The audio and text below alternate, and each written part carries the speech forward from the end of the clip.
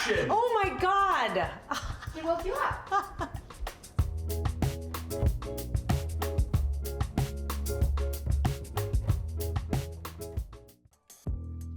We are gonna be making my favorite recipe in my book, which is the Grain-Free Vegan Boule.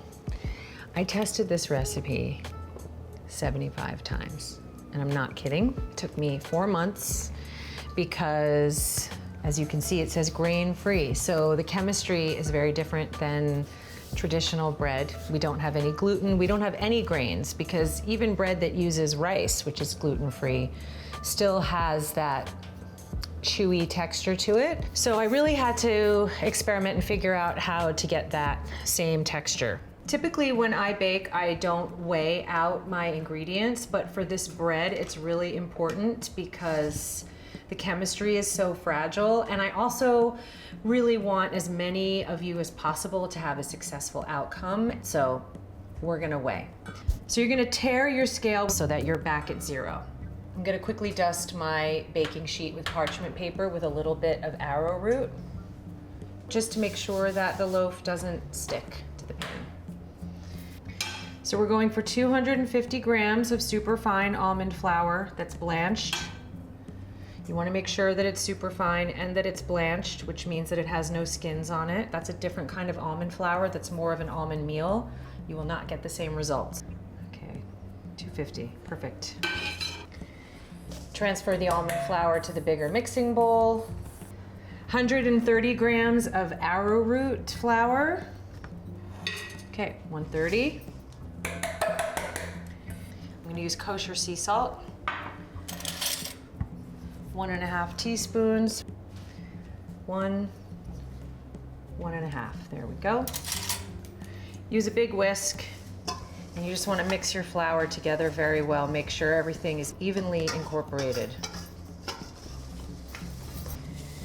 Okay, that's the dry ingredients. Now we're gonna mix up the wet ingredients.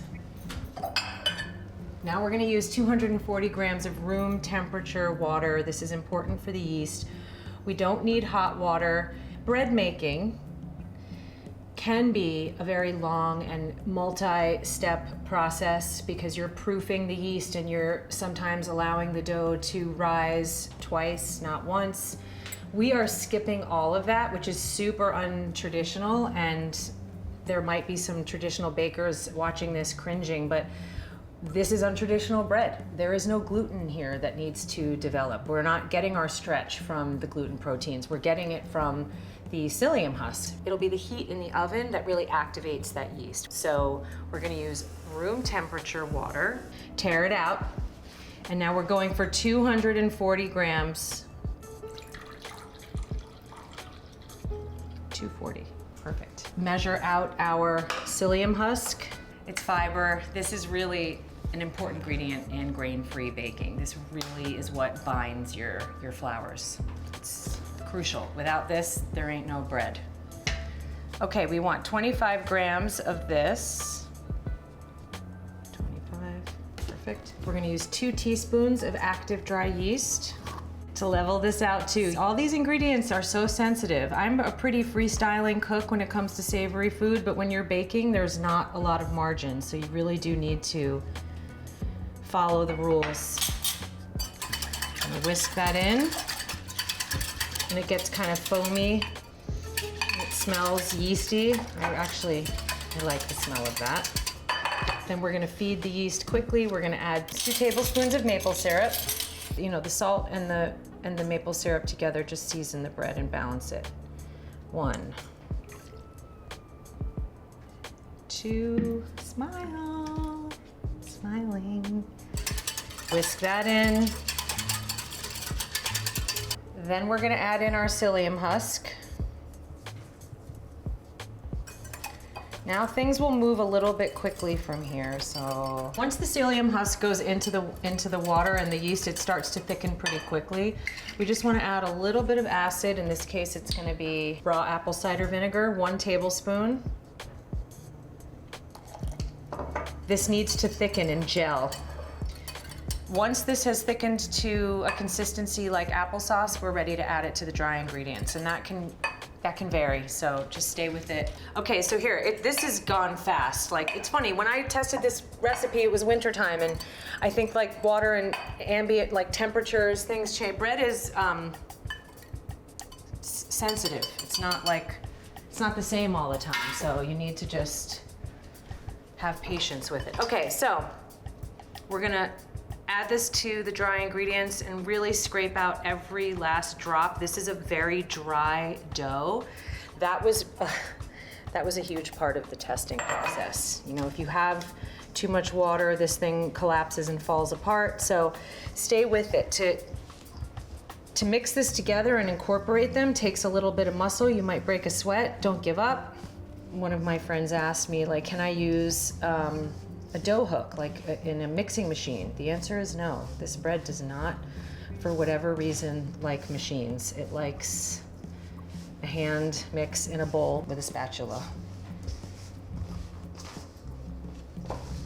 So I kind of like push it and press it around just to get all those dry bits, but it does take a little bit of patience, I would say. We are there. All right, now I'm gonna quickly take arrowroot again and dust a cutting board with it so that the dough doesn't stick. Transfer it to the cutting board. Typically you need dough, you do not need to do that here.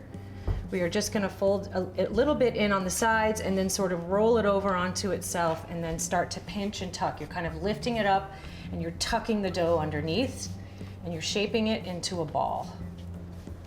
We're moving fast because we got to get this into the oven. Okay, it's shaped. I'm gonna add a little bit more flour to the top. So now you want to score the top because when it expands in the oven, you want to try to prevent it from tearing. It still might tear a little bit, which is totally fine. This is rustic, but when you score it, you're giving it room to expand and kind of have that pretty little pattern on the top. And that's it. We're gonna put it into a 350-degree oven for 60 minutes. Then we're gonna lower the heat to 325 and bake it for an additional 20 minutes. And then we'll take it out and it needs to rest at least for 6 hours or ideally overnight. Maybe that's the only time that goes into this, but most bread needs to rest anyway. So I still think you're cutting out a good day from a traditional bread making standpoint. So that's it. So now we wait an hour and then we reduce the heat and finish it off. What we've been waiting for, my beautiful loaf of bread. She's cooled. You need to let this bread cool completely, otherwise it will be gummy and we don't want gummy bread. That's really the only part of this process that requires patience and time. Everything else moves pretty quickly. A good way to tell when your bread is done is when you tap the bottom, it sounds hollow.